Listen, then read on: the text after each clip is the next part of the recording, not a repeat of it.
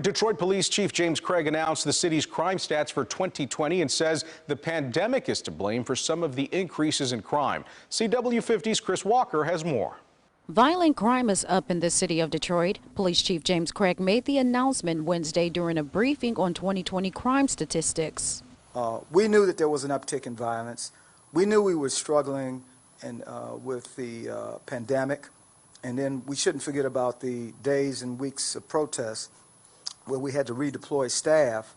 But despite all of those challenges, our officers continue to go out and focus on mitigating violence. Non-fatal shootings saw a 53% increase from the previous year, totaling 1,173 shootings, while homicides jumped 19% with 327 cases. Chief Craig says the coronavirus pandemic played a role in violent crime hikes due to arguments, drugs, and alcohol use.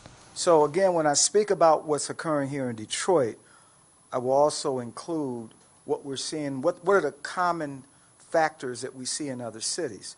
Again, the pandemic is everywhere. The fact that we've seen drug and alcohol use.